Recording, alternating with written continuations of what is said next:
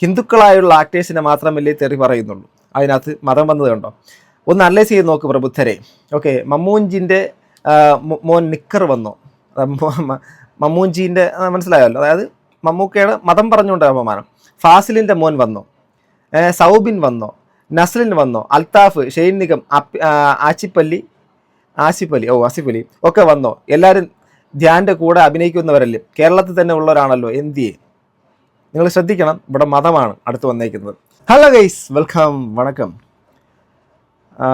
നമ്മുടെ പ്രിയപ്പെട്ട ശ്രീനിയേട്ടൻ ഒരു വേദന എന്നുള്ളതിനപ്പുറം മലയാളത്തിലെ ഒരു മഹാവിടവാണ് അല്ലേ? അത് അങ്ങനെ തന്നെ പറയണം. അങ്ങനെ തന്നെ പറഞ്ഞാലും പറഞ്ഞില്ലെങ്കിലും അത് അങ്ങനെ തന്നെയാണ്. ആ നഷ്ടം നമുക്കുള്ള വളരെ വലിയൊരു നഷ്ടമാണ്. മലയാളത്തിൻ്റെ വലിയൊരു നഷ്ടമാണ്. ഒരു മഹാപ്രതിഭയെ നമുക്ക് നഷ്ടപ്പെട്ടിരിക്കുന്നു. ഇനി അതുപോലെ ഒരാൾ ഇനി അങ്ങനെ ഉണ്ടാകുമോ എന്നുള്ളത് പോലും അറിയത്തില്ല. സ്വയം ഒരു കോമാളിയെപ്പോലെ സ്വയം പരിഹസിച്ചുകൊണ്ട് സമൂഹത്തിനെ ജനപക്ഷത്തോട് നിന്നുകൊണ്ട് എല്ലാത്തിനെയും വിമർശിച്ചൊരു മനുഷ്യൻ. അങ്ങനെയൊക്കെയുള്ള ആൾക്കാർ ഇനി ഉണ്ടാകുമോ എന്നുള്ള കാര്യം കാത്തിരുന്ന് തന്നെ കാണണം. അപ്പോൾ അദ്ദേഹത്തിൻ്റെ വിയോഗം, ആ ഒരു വിയോഗത്തിന് അദ്ദേഹത്തിൻ്റെ ആത്മാവിന് നിത്യശാന്തി ഞാൻ ലഭിക്കട്ടെ എന്ന് ആത്മാർത്ഥമായിട്ട് മനസ്സുകൊണ്ട് ആഗ്രഹിക്കുന്നു. ഓക്കെ, നമുക്ക് വിഷയത്തിലേക്ക് വരാം. ഈ ശ്രീനിയേട്ടൻ്റെ മരണവുമായിട്ട് ബന്ധപ്പെട്ടിട്ടുള്ള ഒരു മരണത്തിൽ ഒരു വിവാദം ഉണ്ടാക്കുക എന്നുള്ളൊരു കാര്യം വളരെ മോശമായിട്ടുള്ള കാര്യമാണ്. അതിൽ നിങ്ങളുടെ അഭിപ്രായം നിങ്ങൾക്ക് പറയാം. പക്ഷേ ഞാൻ എൻ്റെ ഒപ്പീനിയൻ പറയുമ്പോൾ അത് നിങ്ങളത് കേൾക്കാനും കൂടെ തയ്യാറാവണമെന്ന് മാത്രം. ഇവിടെ ഒരു നടൻ ജയറാമിൻ്റെ അദ്ദേഹത്തിൻ്റെ കുടുംബത്തിനെയും എഗെയിൻസ്റ്റ് ആയിട്ടുള്ള ഒരു വലിയൊരു ഒരു സംഭവമാണ്. നിങ്ങളത് കേൾക്കൂ. ഇതാണ്: ഇങ്ങനെ ഒരു തറ കുടുംബത്തെ ഞാൻ കണ്ടിട്ടില്ല എന്നുള്ളതാണ് ആ പോസ്റ്റ്. ഇങ്ങനെ ഒരു തറ കുടുംബത്തെ ഞാൻ കണ്ടിട്ടില്ല. അതിനകത്ത് ആരൊക്കെയുള്ളത്? നടൻ ജയറാം, നമ്മുടെ പാർവതി ചേച്ചി, അതോടൊപ്പം തന്നെ കാളിദാസൻ്റെ ഭാര്യ, ഇവർ ഇത്രയും പേരെ ചേർത്തുള്ള ഒരു ഫോട്ടോ, ആ കുടുംബ ഫോട്ടോ ഇട്ടേക്കുന്നത്. അതിൻ്റെ തലക്കെട്ടിങ്ങിനാണ്: കൂടെ അഭിനയിച്ച ഒരു സഹപ്രവർത്തകൻ മരിച്ചാൽ പോലും തിരിഞ്ഞു നോക്കാൻ പറ്റാത്ത എന്ത് തിരക്കാണ് ഇയാൾക്കുള്ളത്. വന്ന വഴി ഒരിക്കലും മറക്കരുത് ജയറാം എന്ന് അദ്ദേഹത്തിനോട് നേരിട്ടൊരു ഉപദേശം പോലെ, അല്ലെങ്കിൽ ഒരു താക്കീത് പോലുള്ളൊരു ഒരു പോസ്റ്റാണിത്. നിങ്ങൾക്ക് മനസ്സിലായി കാണും. ഇത് നിങ്ങൾക്ക് ഇങ്ങനെ തോന്നിയോ? അതോടൊപ്പം തന്നെ നടി മഞ്ജു വാര്യർ, അദ്ദേഹത്തിൻ്റെ ഭൗതിക ശരീരം അഥവാ ജീവനറ്റ ആ ശരീരം കാണാൻ വേണ്ടിയിട്ട് ആ ഒരു മരണ ഇതുമായിട്ട് ബന്ധപ്പെട്ടുള്ള മറ്റുള്ള ചടങ്ങുകൾ നടക്കുന്ന സമയത്ത് അവിടെ എത്തിയിട്ടില്ല എന്ന് പറഞ്ഞുകൊണ്ട് മഞ്ജു വാര്യർക്കെതിരെയും ഒരു ഹെയ്റ്റ് ക്യാമ്പയിൻ നടക്കുന്നുണ്ട്. ഞാൻ ആദ്യം തന്നെ ഒരു കാര്യം പറയട്ടെ. നമുക്കൊരു വ്യക്തി ഒരു കാര്യം ചെയ്യുന്ന സമയത്ത്, അല്ലെങ്കിൽ അവരവിടെ പോകാതിരുന്നതിൻ്റെ കാരണം അറിയാത്തടത്തോളം കാലം നമ്മളത് കല്ലെറിയാൻ വേണ്ടിയിട്ട് സമൂഹത്തിൻ്റെ മുമ്പിലേക്ക് ഒരു ഹെയ്റ്റ് ഇട്ട് കൊടുക്കുമ്പോൾ അതിൻ്റെ സത്യാവസ്ഥ പിന്നീട് അതല്ല, അതിന് മറ്റൊരു വശമുണ്ട് എന്നുള്ളത് അറിഞ്ഞാൽ നമ്മൾ എങ്ങനെയാണ് അത് തിരുത്തുക? ഓക്കെ, ഇനി ഈ കമൻറ്റ് ബോക്സിൻ്റെ അകത്ത് അഴിഞ്ഞാട്ടമാണ് ഈ ഒരു മനുഷ്യനെ ഇങ്ങനെ പക്ഷേ അതിനകത്ത് നല്ല വിവരമുള്ള ആൾക്കാരുണ്ട് എന്നുള്ള കാര്യമാണ്. ചലച്ചിത്ര രംഗത്ത് ജയറാം മാത്രമാണ് ശ്രീനിവാസനെ കാണാൻ വരാഞ്ഞത്. വളരെ മോശമായി പോയി ജയറാമേന്ന്. ചലച്ചിത്ര മേഖലയ്ക്കകത്തുള്ള എല്ലാ ആൾക്കാരും അവിടെ എത്തിയിരുന്നുള്ള കാര്യം നിങ്ങൾക്കും എനിക്കും അറിയാവുന്ന കാര്യമാണ്. ഇനി ജയറാം എത്തിയതിനെക്കുറിച്ചും അദ്ദേഹത്തിനെക്കുറിച്ച് ഓഹോ എല്ലാം കൃത്യമായി അറിഞ്ഞില്ലെന്നൊക്കെ പറഞ്ഞ് പ്രിയദർശനം ഉണ്ടായിരുന്നു, ഞാൻ കണ്ടില്ല. ഓക്കെ, ഹിന്ദുക്കളായുള്ള ആക്ടേഴ്സിനെ മാത്രമല്ലേ തെറി പറയുന്നുള്ളൂ. അതിനകത്ത് മതം വന്നത് കണ്ടോ? ഒന്ന് അനലൈസ് ചെയ്ത് നോക്ക് പ്രബുദ്ധരെ. ഓക്കെ, മമ്മൂഞ്ചിൻ്റെ മോൻ നിക്കർ വന്നോ? മമ്മൂഞ്ചീൻ്റെ മനസ്സിലായല്ലോ. അതായത് മമ്മൂക്കയുടെ മതം പറഞ്ഞുകൊണ്ട് അപമാനം. ഫാസിലിൻ്റെ മോൻ വന്നോ? സൗബിൻ വന്നോ? നസ്ലിൻ വന്നോ? അൽത്താഫ്, ഷെയ്ൻ നിഗം, ആസിഫ് അലി ഒക്കെ വന്നോ? എല്ലാവരും ധ്യാൻ്റെ കൂടെ അഭിനയിക്കുന്നവരല്ലേ, കേരളത്തിൽ തന്നെ ഉള്ളവരാണല്ലോ. എന്തിയെ നിങ്ങൾ ശ്രദ്ധിക്കണം, ഇവിടെ മതമാണ് അടുത്ത് വന്നേക്കുന്നത്. ഈ കമൻറ്റ് ചേരാൻ കാണും, അവൻ നാണം കെട്ട് MG രാജൻ്റെ മുഖത്ത് നോക്കാൻ പറ്റതായി പോകുമെന്നൊക്കെ പറയുന്നു.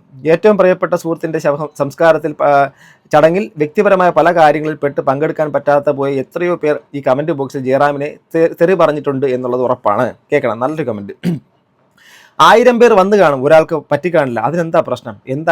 ഏത് ചെറ്റകൾക്കാ പ്രശ്നം? വിനീതിനും ധ്യാനിനും ഇല്ലാത്ത പ്രശ്നമാർക്കാം.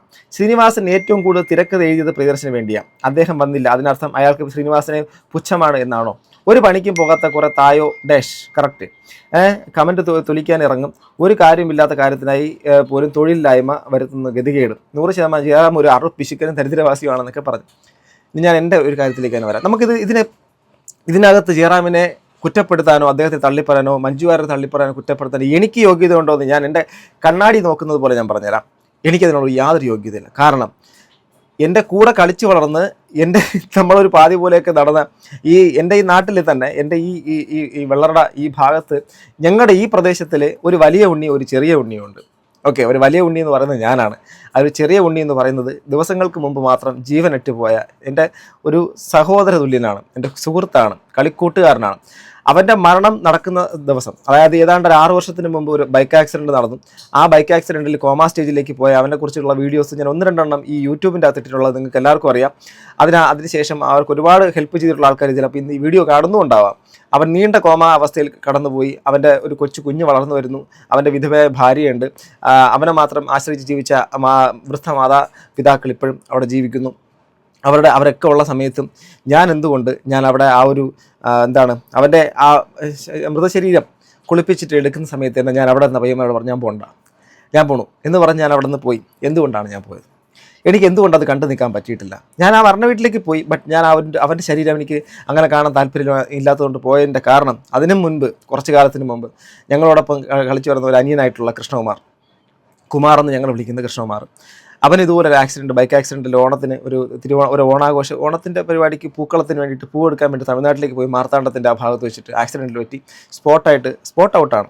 ആശാരിപ്പള്ള മെഡിക്കൽ കോളേജിലേക്ക് അവനെ അർദ്ധരാത്രി അവിടെ കൊണ്ടുപോവുകയും മോർച്ചറിയിൽ കയറ്റുകയും ഞങ്ങൾ അന്ന് രാത്രി തൊട്ട് തമ്പടിച്ച് അവിടെ കിടക്കുകയും പിറ്റേ ദിവസം രാവിലെ ഈ ആശാരിപ്പള്ള മെഡിക്കൽ കോളേജിൻ്റെ ആ ഒരു ഇതിനകത്ത് അവൻ്റെ ശരീരം കൊണ്ട് ഇടുകയും ചെയ്യുന്ന സമയത്ത്, അഥവാ ഫ്രീസറിൽ നിന്നും ആദ്യമായിട്ട് ശരീരം എടുക്കുമ്പോൾ ഞാൻ എന്നെക്കുറിച്ച് വിചാരിച്ചിരുന്നത് എനിക്കിതൊന്നും ഭയമില്ല. കാരണം റോഡിൽ കിടക്കുന്ന പല ആൾക്കാർ ആക്സിഡൻറ്റ് പറ്റി കിടന്നത് ചോരയെ മുങ്ങി കിടന്ന സമയത്ത് പോലും ഞാൻ കൈകൊണ്ട് കോരി ഈ ആംബുലൻസിൽ കയറ്റി അയച്ചിട്ടുള്ള ആ ഒരു ചോര കണ്ട അറപ്പില്ലാത്ത ഒരാളാണ്, പേടിയില്ല എന്ന് ഞാൻ തന്നെ എന്നെക്കുറിച്ച് വിചാരിച്ചിരുന്നത്.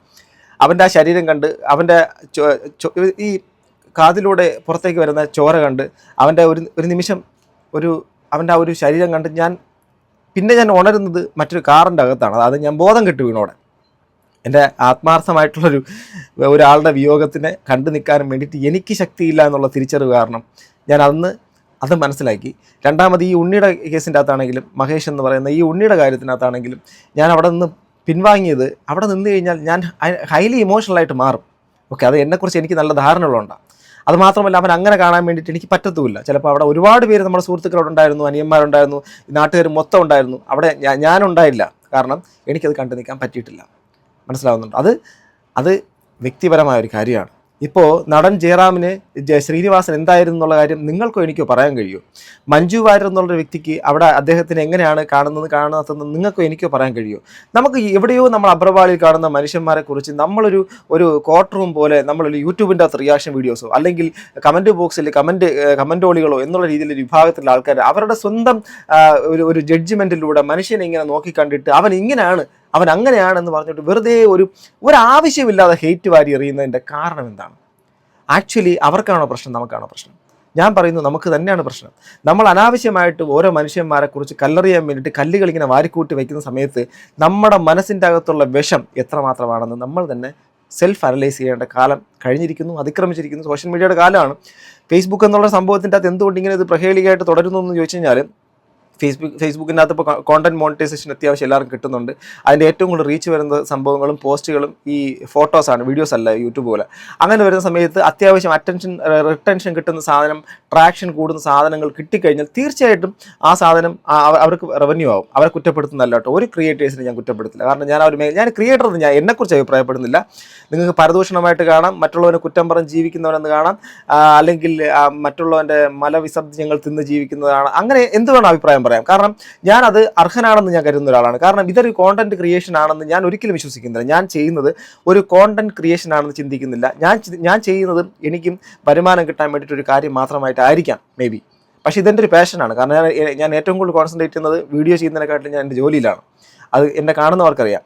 ഞാൻ വൈകാരികമായിട്ട് സംസാരിച്ച് പോകുമെന്ന് വിചാരിക്കരുത്. പക്ഷേ ഇത് വൈകാരികമായിട്ട് കാണണം. ഒരു മനുഷ്യൻ്റെ വിയോഗത്തിൽ അദ്ദേഹത്തിൻ്റെ സഹപ്രവർത്തകരായിട്ടുള്ള പല ആൾക്കാർക്കും അവിടെ വരാൻ കഴിയാത്തതിൻ്റെ പിന്നിൽ അത് എന്ത് കാരണമാണെന്ന് നമ്മൾ അറിയാത്തിടത്തോളം കാലം അവരെ കുറ്റപ്പെടുത്താൻ നമുക്ക് എന്ത് യോഗ്യതയാണെന്ന് നമ്മൾ ചിന്തിക്കേണ്ടത്. എന്തിനാണ് നമ്മൾ അങ്ങനെ ചെയ്യണത്? എന്തിനാണ് നമ്മളത് ചെയ്യേണ്ടത്? ഈ മരണം നടക്കുന്ന സമയത്ത് ശ്രീനിവാസൻ ഈ ലോകം വിട്ട് പുറത്തുപോയി. അദ്ദേഹം മറ്റൊരു ലോകത്തേക്ക് പോയി. ഇല്ലേ, എവിടെയാണ് ആ ലോകവും നമുക്ക് ആർക്കും അറിയത്തില്ല. അദ്ദേഹത്തിൻ്റെ ആ ഒരു വിയോഗത്തിൻ്റെ അകത്ത് ഇത്രത്തോളം നമുക്ക് കുരുപൊട്ടാൻ ആവശ്യപ്പെടുന്ന ആൾക്കാർ അദ്ദേഹം ജീവിച്ചിരുന്ന സമയത്ത് ഇത്രയും അത്യാസന്ന നിലയിൽ കടന്നുപോയ സമയത്ത് ഒരാളെങ്കിലും അദ്ദേഹത്തിനെ പോയി തിരിഞ്ഞു നോക്കിയോ? ഇത്രയും ഗീർവാണങ്ങളും ഇത്രയും വൈകാരിക പ്രക്ഷുബ്ധത കാണിക്കുന്ന ആൾക്കാർ ഒരു പ്രാവശ്യമെങ്കിലും ആ വീട്ടിലേക്ക് അദ്ദേഹത്തിനെ കാണാൻ വേണ്ടിയിട്ട് ചെന്നവരാണോ? നിങ്ങളോ ഞാനോ പോയവരാണോ? അല്ലല്ലോ. പിന്നെ എന്തിനാണ് ഈ പറയുന്ന ജൽപ്പനങ്ങൾ അടിക്കണം? എൻ്റെ ആവശ്യമുണ്ടോ? ചിന്തിക്കണ്ടേ? ഓക്കെ, അർപ്പിച്ചിക്കൻ എന്നൊക്കെ പറയുന്നു ജയറാമിനെ കുറിച്ച്.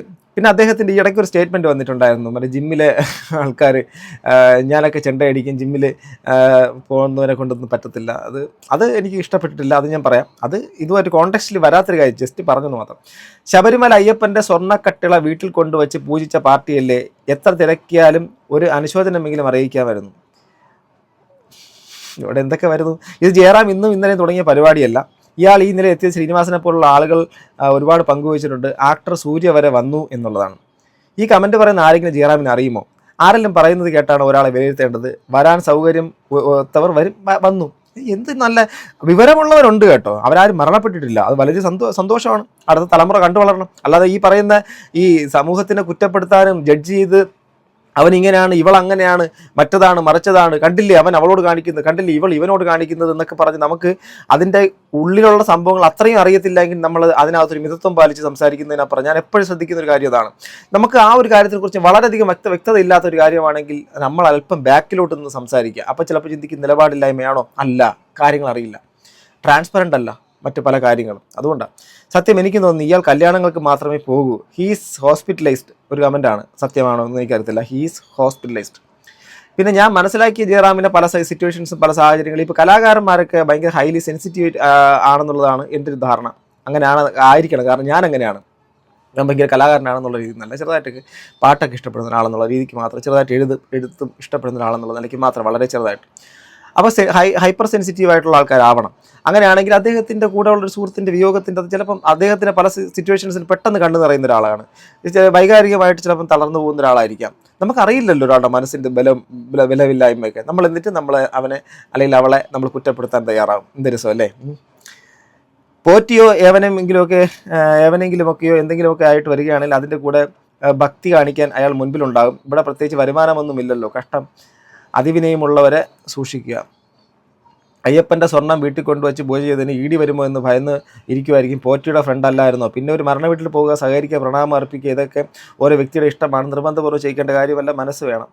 കണ്ടന്റ് ദാരിദ്ര്യം. നാളെ 50 പാക്കറ്റ് വർക്ക്. പുള്ളിക്ക് ഓവർ വിനയം കാണിക്കാനാണ് അത്ര അറിയാം. നാട്ടിലുള്ള നടികളെല്ലാം വന്നു, പോസ്റ്റ്മാന്, സൂപ്പർ സ്റ്റാറുകളില്ലായിരുന്നു. പിന്നെ ജയറാം വിദേശത്താണെന്ന് ഒരു ന്യൂസ് കണ്ടിരുന്നു. So guys, this is disgusting.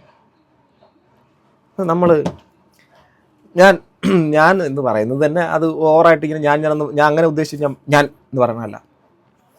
എപ്പോഴും പഠിക്കാൻ ശ്രമിക്കുക, ഈ ചുറ്റുപാടും കിട്ടുന്ന ഓരോ വിഷയങ്ങൾ എന്നിലേക്ക് എത്തിക്കുന്ന ഒരുപാട് ആൾക്കാരുണ്ട്. അവർ തരുന്ന ഓരോ വിഷയങ്ങൾ എടുക്കുന്ന സമയത്ത് ഞാൻ ചിന്തിക്കുന്ന ഒരു കാര്യം അറിയാമോ? അതിൽ നിന്നും ഒരു അരി വാങ്ങി ഈ ഭക്ഷണം ഞാൻ കഴിക്കുന്നു എങ്കിൽ അതിനകത്ത് കൊടുക്കുന്ന ഒരു മിനിമം ഒരു സംഭവം കൊടുക്കുക. നമ്മളെല്ലാവരും ചുമ്മാ ഇപ്പം എനിക്കിപ്പോൾ ചെയ്യാൻ വേണ്ടിയിട്ട് പറ്റും. നടൻ ജയറാം എന്ത് വൃത്തികളായി കാണിച്ച് ഇയാൾക്ക് നാണമുണ്ടോ? ഇയാൾക്ക് മാനമുണ്ടോ? ഇയാൾ ഇത്രത്തോളം വളർത്തിയ ഒരു മനുഷ്യനല്ലേ? ഇങ്ങനെയൊക്കെ ഒരു സംഭവം കാണിക്കുക എന്ന് മാത്രം നിങ്ങളോട് പറഞ്ഞാൽ നിങ്ങൾക്ക് ഒരു കാരണവുമില്ലാതെ ആ മനുഷ്യനോട് വെറുപ്പ് തോന്നും. കാരണം ഒരുത്തൻ വന്ന് യൂട്യൂബിൻ്റെ അകത്തിരുന്ന് പറയുകയാണ്, ഓക്കെ എന്നെ ചിലപ്പോൾ കുറച്ച് ഉണ്ടെന്നുള്ള കാരണം കൊണ്ട് ഞാൻ തരുന്ന ആ ഒരു ടോക്സിസിറ്റി, ഞാൻ തരുന്ന ആ ഒരു അട്രോസിറ്റി, ഞാൻ തരുന്ന ആ ഒരു ഹെയ്റ്റ്, ഞാൻ എൻ്റെ സാഡിസ്റ്റ് മെൻറ്റാലിറ്റി നിങ്ങളിലേക്ക് പകർന്ന് തരുമ്പോൾ നിങ്ങൾക്കും ആ മനുഷ്യനോട് വെറുപ്പ് തോന്നും, മനുഷ്യരോട് വെറുപ്പ് തോന്നും. എന്തിന് മനുഷ്യനെ വെറുപ്പിക്കണം? ഇവിടെ ഇപ്പോൾ എൻ്റെ കൂടെ വളർന്ന ഉണ്ണി മരണപ്പെട്ടു പോയപ്പോഴും കൃഷ്ണകുമാർ പോയപ്പോഴും ഈ ശ്രീനിവാസൻ സാറ് അല്ലെങ്കിൽ ഇതുപോലെ ഒരുപാട് മഹാമനീഷികൾ കടന്നു പോകുമ്പോഴും നമ്മൾ ചിന്തിക്കേണ്ടതേ നെക്സ്റ്റ് ഡോർ നമ്മുടെ അടുത്താണ് ഈ സാധനം. നമ്മുടെ സ്പേസും അതും തമ്മിൽ മരണവും തമ്മിലുള്ള അകലം വളരെ കുറഞ്ഞു വരികയാണ്. നമ്മൾ അടുത്ത നിമിഷം ഉണ്ടോ എന്നുള്ള കാര്യം ചിന്തിച്ച് വേണം നമ്മൾ ഓരോന്ന് പറയാനും പ്രവർത്തിക്കാനും. അതുകൊണ്ട് പഠിക്കാൻ വേണ്ടിയിട്ട് പറ്റുന്ന പരമാവധി കാര്യങ്ങളിൽ നിന്ന് പഠിക്കാൻ വേണ്ടിയിട്ട് മാത്രം ശ്രമിക്കുക. കല കൊണ്ടോ മഹത്വം കൊണ്ടോ പണം കൊണ്ടോ നിങ്ങൾ എന്ത് വലിയ ഉയരം കൊണ്ടോ ഈ ഭൂമിയിൽ വെറും ജീവി അല്ലാതെ മാറുന്നില്ല. വെറും ഒരു ജീവി മാത്രമാണ്. അല്ലാതെ നിങ്ങളെ കൊണ്ട് ഈ പ്രപഞ്ചത്തിൻ്റെ അകത്ത് ഒരു ചെറിയ ഒരുപാട് നമ്മുടെ ഈ സൂര്യപ്രകാശം അടിക്കുന്ന സമയത്ത് ആകാശത്ത് പൊടിപടലങ്ങൾ കാണില്ല, അതിൻ്റെ അത്ര പോലും ഇല്ലാത്ത ഒരു ഗ്രഹത്തിൻ്റെ അകത്തിരുന്നാണ് ഈ പ്രപഞ്ചത്തിൽ നമ്മളിരുന്ന് ഈ വലിയ വർത്തമാനമൊക്കെ പറയുന്നത്. സോ വോയേജറിൻ്റെ മൈ ഹോം എന്ന് പറഞ്ഞിട്ടുള്ള ആ ഒരു എർത്തിൻ്റെ ഒരു ഫോട്ടോ മാത്രം കണ്ടാൽ മതി. എത്രമാത്രമാണ് നമ്മുടെ സ്പേസ് ഈ പ്രപഞ്ചത്തിൻ്റെ ഒരു ചെറിയ ഭാഗത്ത്. ആൻഡ്രോമേഡ ഗാലക്സിയുടെ ആ ഭാഗത്തൂടെ മാത്രം കടന്നു പോയപ്പോൾ ഉള്ളൊരു ഫോട്ടോ മാത്രം. നിങ്ങൾ ചിന്തിക്കുക, നമ്മൾ അത്രേ ഉള്ളൂ. അപ്പം നമ്മൾ പരമാവധി നമ്മൾ ചിന്തിക്കുക, കുറച്ച് കാലം മാത്രം ജീവിക്കുന്നു, കുറച്ച് കാലം നിങ്ങൾക്ക് ഇഷ്ടമല്ലാത്തത് നിങ്ങൾക്ക് ഇഷ്ടമുള്ളത് നിങ്ങൾ ചെയ്യുക, നിങ്ങൾക്ക് ഇഷ്ടമല്ലാത്ത കാര്യം നിങ്ങൾ കാണാതിരിക്കുക. നിങ്ങൾ അനാവശ്യമായിട്ട് ആൾക്കാരെ ഇങ്ങനെ ഡ്രാഗ് ചെയ്തിടാതിരിക്കുക. ഇത് ഇത്രയും വലിയൊരു മനുഷ്യൻ്റെ വിയോഗ സമയത്തൊക്കെ ഇങ്ങനെയൊക്കെ ഒരു കാര്യമൊക്കെ ഇങ്ങനെ പറയാൻ വേണ്ടിയിട്ട് അദ്ദേഹത്തിൻ്റെ മൂല്യങ്ങൾ, അദ്ദേഹം ഉയർത്തിപ്പിടിച്ച ആശയങ്ങൾ മാനുഷികമായിട്ടുള്ള തറയിൽ നിന്നുകൊണ്ട് എങ്ങനെയാണ് മറ്റൊരു മനുഷ്യനെ തറ എന്ന് പറയാൻ കഴിയുന്നത്? മനസ്സിലാവുന്നില്ല. ആ മനുഷ്യന് മുമ്പിൽ പ്രണാമം അർപ്പിച്ചുകൊണ്ട് ഞാൻ വീഡിയോ നിർത്തുന്നു. നിങ്ങളുടെ അഭിപ്രായം നൽകാൻ. അടുത്ത വീഡിയോ കാണാം. Bye bye.